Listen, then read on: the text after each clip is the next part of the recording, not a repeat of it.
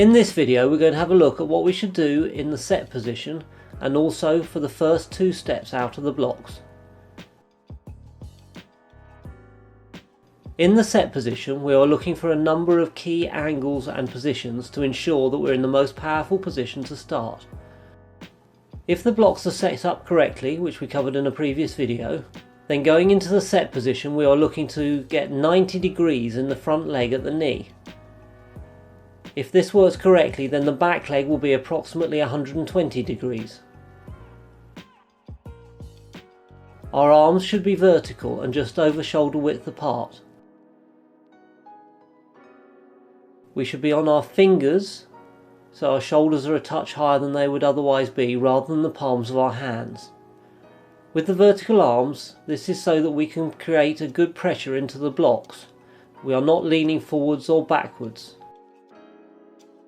As a general rule, we should aim to have our feet pressed flat against the blocks, so that when the gun goes there will be no backwards movement.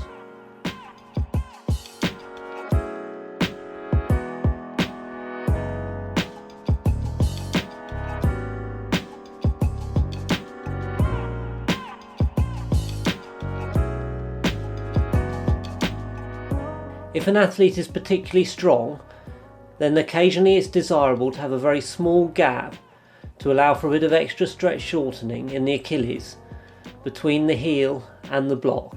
The stretch shortening cycle is the process whereby energy is created and stored in our muscles and tendons when they're stretched. If this is used quickly and released, it then springs back and provides forward momentum to what we are doing. However, this is only advisable for the very strong and elite athlete. Also, we should be looking for our back to be straight in the set position so that we have no arch, as this allows for a more powerful push-off. This position is very similar to that of a squat. Our back needs to remain straight in a squat to keep our core and torso strong and stable. This same principle applies in the start. The last thing to look for is to keep our heads neutral on our shoulders, i.e. we don't bend them down or up. We're not looking at where we're going or looking at our feet, but trying to maintain a nice relaxed position. The aim of the start is to get max speed as fast as possible. In the first couple of steps there are a few key factors which apply to both of them. However, obviously the first step is about using the blocks to get the maximum push forwards that we can. To do this we need to get our hips and therefore our centre of mass as far forward as possible in the first few steps. This allows us to get our feet underneath us and apply force behind us, propelling our bodies forwards. If our feet land in front of our hips, this applies a slight braking force, slowing us down.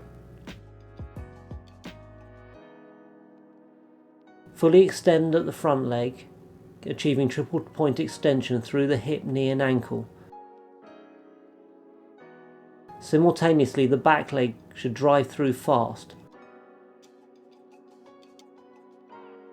From this position, the aim is to get the foot landing behind the centre of mass.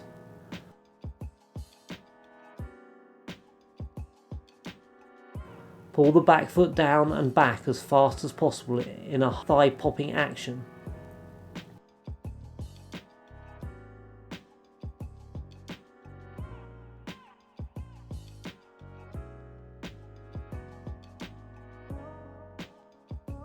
When the foot lands behind the centre of mass, this applies the force behind the athlete and therefore propels them forwards.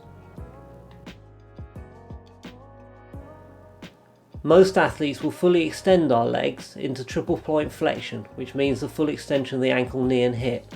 However, extremely strong athletes can stop before this and get into the next step. We then repeat this process for the second step, although our body will be at a slightly more vertical angle. This commences the transition from our start into our full running action. Thanks for watching. Did you learn from this video and want to find out more? Please have a look at some of our other videos and subscribe to our channel to see our future ones. To find out more information about Momentum Sports, have a look at our website and social media pages found in the description below.